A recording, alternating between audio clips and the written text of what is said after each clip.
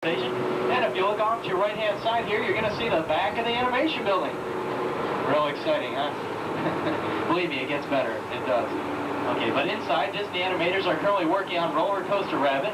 That's a new Roger Rabbit cartoon short. It'll be due out next year. And they've also finished The Little Mermaid. You might have seen that on the movies out there now. How you guys doing in the back? This is about the only time I get to see you guys. Okay.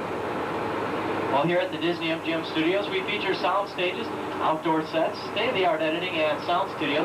Just about everything you'd ever need to produce a movie or a TV show. And during our tour, we're going to visit all those areas and maybe even catch a production crew actually at work. By the way, it's okay to shoot as much film and video as you like on today's tour, except in certain production areas where we might be filming. And I'll let you guys know which areas are restricted. Until then, just feel free to shoot away. Now, coming up here on your right-hand side and high in the sky there, it's your first photo opportunity. It's a symbol to Disney MGM Studios, our award-winning Earful Tower. Now, our Earful Tower does stand 13 stories tall and is capped off by a set of mouse ears weighing 16 tons. Just in case you're wondering, that is a hat size of 342 3/8. Over here on our right, we're going to be passing our prop warehouse. Outside, we have some old cars that were used in the movies. This old black one up here with the green smoked wheels was used in the movie The Untouchables, starring Kevin Costner and Sean Connery. And over on our left-hand side, we're going to be passing our bungalow buildings. This is where we house all of our production teams that are currently filming here at the studios. Bungalow 3 is permanent home to the Mickey Mouse Club, which airs weekdays on our Disney Channel. And we're going to get a behind-the-scenes look at the Mickey Mouse Club on part 2 of our tour. Right now, though, we've entered a small branch of our greens department. This is where we store all of our trees, plants, and shrubs until they're needed on a set. Now, greenery is often used to hide what the camera's just not supposed to see. For example, we could use a tall row of those trees in the back there to hide the fact that only a small portion of our set was actually built. And as you can see, we do grow all of our trees and plants in these portable boxes, which makes it real easy for us to transport them to and from the sets. And our greens department even has its own cast of characters. These topiaries like the bear family, the camel, and the elephant here, they can take up to 10 years to fully develop. Now, Elliot the dragon, the big tall one here, has been sprouting his wings since 1981. But he's still a little green behind the ears. Now, once those topiaries are fully developed, they will be put on permanent display over at the Magic Kingdom. Next up here, we're going to be visiting one of our more glamorous departments here at the studios. That's creative costuming. Now, here in costuming, we're going to see just a few of the 180 artists we do have here at the studios. They design and manufacture our costumes for motion picture, television, and live entertainment needs. Also, as we pass through this department, you'll see the original costumes worn by Ed Midler and Big Business, Warren Beatty in the current production of Dick Tracy, and co-starring Madonna. We'll also see Julie Andrews wearing the 25-year-old dress from Mary Poppins, Michael Jackson and Captain EO, and the co-stars of Who Framed Roger Rabbit. Now, here in costume, it all begins with the designer sketches, some of which you can see along the far wall back there. And the seamstresses and tailors take over. They've been known to use over 175,000 yards of fabric each year. Just beyond the seamstresses there, you'll see a storage area. This is where we keep just a few of the 2.5 million costumes we do have here at Walt Disney World. And that number makes us the largest working wardrobe on the entire planet.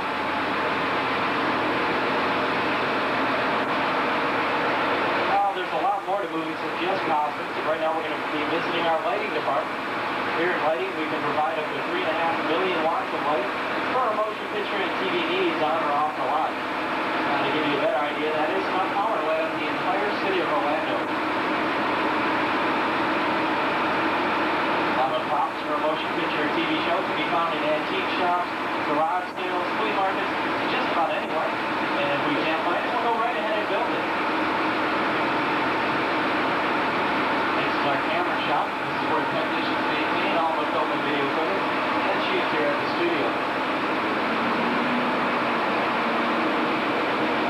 And lastly, we'll be passing by our scenic shop.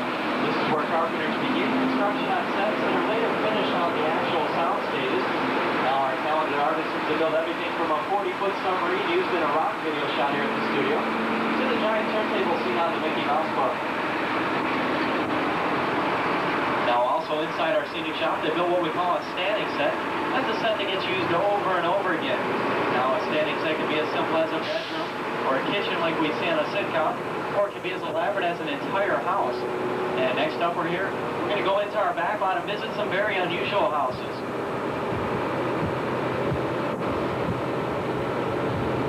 Now when production crews travel to cities and towns to film on location, well, they often run into many problems they have little or no control over. Things like crowds, traffic, and even noise. So that's why they often prefer to shoot here on a studio backlot. And this part of our backlot is known as Residential Street. Now, before you get all excited about moving in this neighborhood, you might want to think twice as we look off to our right here. And you'll see all our homes are just empty shells or facades. That's okay if these homes get a little drafty, because here on the backlot we can even control the weather. For example, this first house here on your right was used in a winter holiday scene as an isotoner commercial. And all we had to do is put up some Christmas lights there and oh, look at this, it's Herbie the Love Bug. Everybody say hi, Herbie. Look at him go.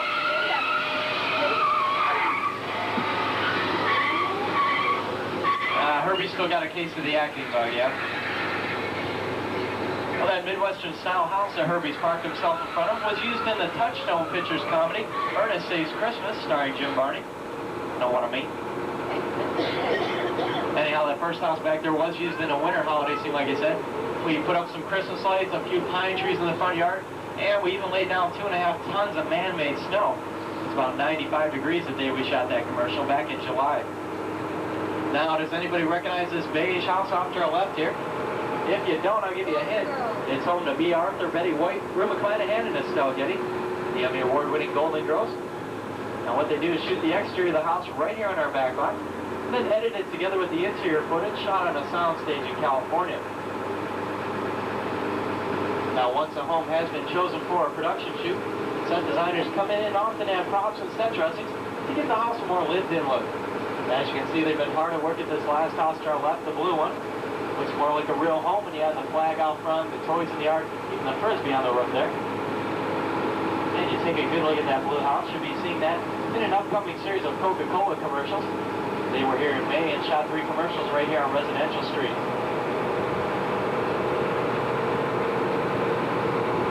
Now up ahead is the urban counterpart to Residential Street, and we're going to visit that in just a few minutes. First though, you're going to notice our backlot church. Now it was designed with plain clapboard sides, simple windows, and wooden shingles. Architectural details perfect for a small town setting. But you're going to see the tricky part of this church as we turn the corner here, take another look at the other side of the church, and it suddenly turns into a big city cathedral. 2 churches in one. You are on a ride. How you guys doing in the back there? Keeping up with us? Good. But with each new production here at the studios, our backlot tends to change, but some areas are left in their natural state. This doesn't mean we can't use it for production, though. For example, with the right props and set dressings, a small forest to our left there, well, we can make that look like a small forest. I don't know. Well, coming up here, we're going to be visiting our boneyard. This is a place where we store all of our used cars, jeeps, planes, trains, even spaceships until they're needed. Now, you folks may recognize some of this stuff. The tail end of the plane here is the actual plane from Casablanca, way back in 1943. The blue car here is from Who Framed Roger Rabbit. That's one Eddie Valiant drove. Over here you can see the actual snowspeeder piloted by Mark Hamill in The Empire Strikes Back. That's the silver one there. Next to that, the brown floating sand skip from Return of the Jedi. That's the one that helped Harrison Ford and Billy D. Williams escape the sandpit monster in the opening scenes of that movie. Lastly, this funny-looking silver space mod there was used in the Disney film Flight of the Navigator.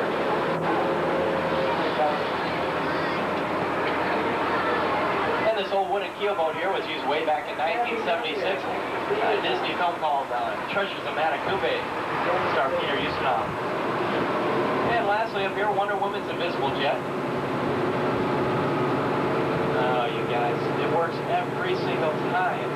Invisible. Okay. Anyhow, you folks remember how I told you all the houses on Residential Street were just facades? Well, if you look across our canal here, once we get past our yacht club, you're going to get a real backstage view Alright, notice how the architectural details do stop right out of camera range, like the shingles on the roof and, well, the whole back of the house. This is an old movie trick known as saving money. After all, we only need to build what that camera will see. What if the camera needed to see something that just wasn't there? What if we needed an environment you just couldn't find here in Central Florida? For example, where in Florida would you ever find an active oil field in the middle of a rocky, dry, barren desert canyon? I got news for you. I don't think you'd find one around here, so we went right ahead and built one here on the Backlot for a new production called Catastrophe Canyon. Now, this set was modeled after an actual canyon in California. It took us 6 months to build. It's also an excellent example of what we call a standing set, ones that get used over and over again. Now, they were filming here last week, but we do have permission to come in and take a quick look around today.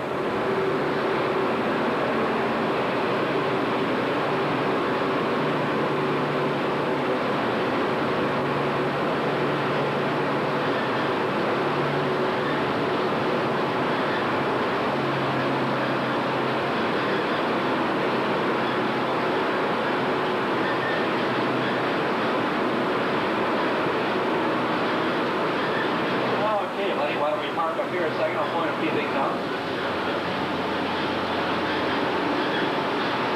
Now the canyon itself here is a steel structure underneath there. It has a wire mesh and a colored cement skin that was hand carved to look like actual rock formation.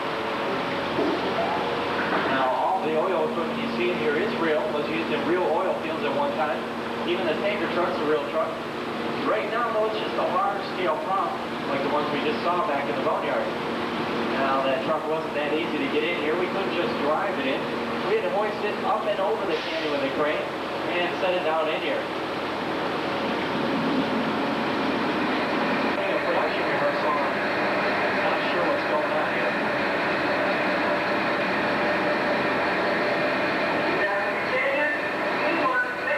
Oh no, C1 folks, hold on. The earthquake scene. There we go.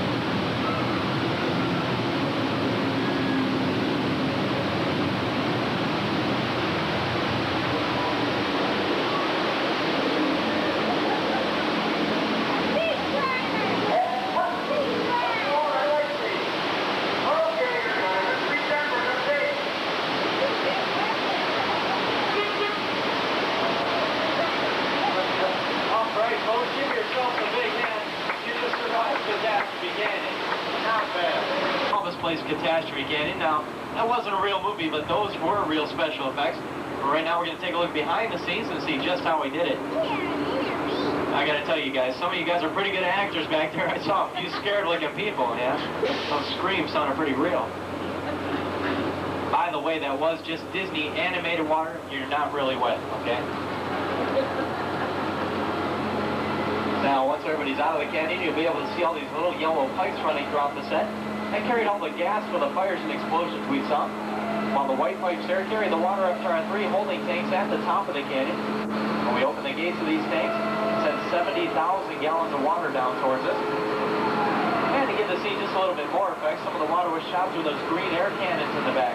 Those air cannons are so powerful, if we turn them up all the way and stuck a basketball in there, well, we can shoot that ball clean over the top of the Empire State Building. Now, the earthquake we felt was also caused by giant hydraulic shaker tables located underneath each shuttle car. Those things are so powerful, we could throw a small car over the railing and into the base of the canyon if we turned it up all the way. Now, Catastrophe Canyon was created with the help of a Hollywood special effects team, and what seemed like an out-of-control disaster was actually a very safe, computerized sequence of events. And as you look behind you there, you can see we already have another tour shuttle in there. We can completely reset this show in just 3.5 minutes, recycling all 70,000 gallons of water back up to the top of the canyon. Anybody feel the heat from those flames back there? Pretty hot. That was the actual fire, or the actual heat from those flames. And that last explosion on top had a diameter of 50 feet and a core temperature of over 2,000 degrees Fahrenheit. So you might want to check your neighbor's eyebrows there. Don't worry, they'll grow back.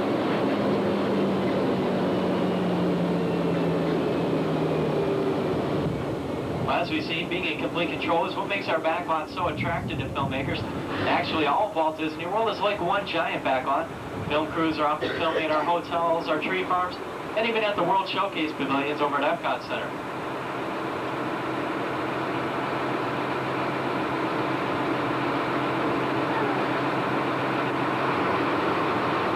Well, you guys did a great job of acting back there. You get to do it all over again up here. We got another tour shuttle of victims heading up here, so everybody just wave, try to act dry. These folks have no idea what they're in for. Happy New Year, everybody. How are you doing? Oh, if they only knew.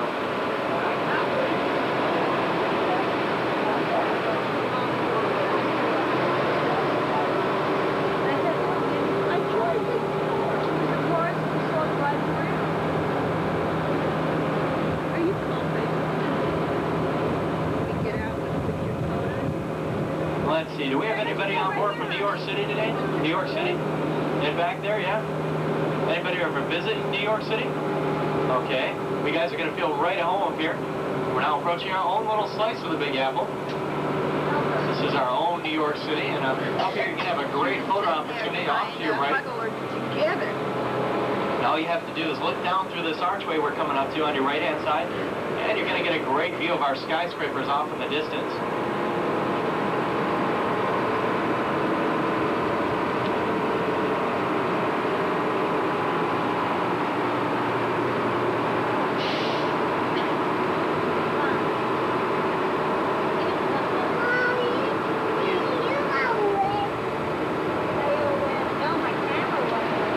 Skyscrapers really look far away from there. Watch how their appearance is going to change as we move down New York Street here. Now our set designers spent over 1.5 years planning and constructing these sets. And while the brick and stone facades here may look like the real thing, well, they're actually made out of fiberglass and styrofoam. They've all been painted and aged to make it look like they've been around for decades. For example, any of the stains on the building there or stains on the sidewalk you might see, well, that's all just paint. These buildings only been around about 1.5 years now.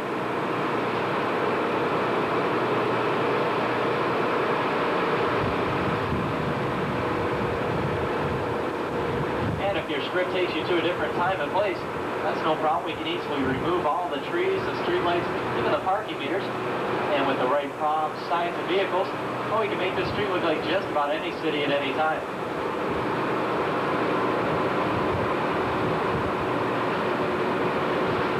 And as we round the corner here onto 8th Avenue, you're going to get another good view of our skyscrapers. Now, they're really just painted flat. It's an old movie trick known as forced perspective. Now, the real Empire State Building stands over 100 stories tall, but ours is just over 4.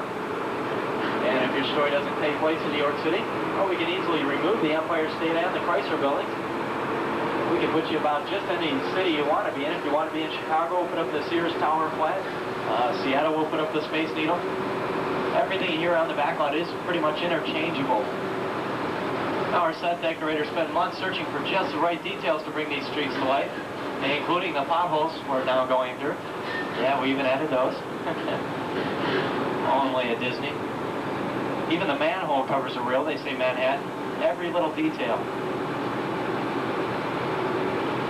And if you look through the windows here at the back of these buildings, you're going to be able to see the steel structures that keep these facades standing. Now, they were designed with Florida weather in mind and can withstand hurricane winds of up to 100 miles an hour. And lastly, this area we're now approaching could be the town square of a small city or the gateway to New York's Washington Square. It's all what makes the backlot so perfect for films because depending on where you place your cameras and how you dress your sets and your actors, we can make this place look like any city USA or any city anywhere. this will be your last good look at the skyscrapers here. Get one last good picture. It's also your last good look at your tour guide, because we're now approaching part 2 of the backstage studio tour. And up here you're going to be getting off the shuttles and going on to explore the exciting world of special effects, sound stages featuring our Mickey Mouse Club, and our audio-video post-production areas while the final touches are put on the movies. Now, before going on to part 2, you might want to take 10 at our backstage plaza up here, catch a bite to eat at the Studio Catering Company, or you can even walk around the streets of New York back there like you saw those folks. Now, all you have to do to get to New York Street is follow Roger Rabbit's pink footsteps on the sidewalk off to your right, and he'll take you right back there.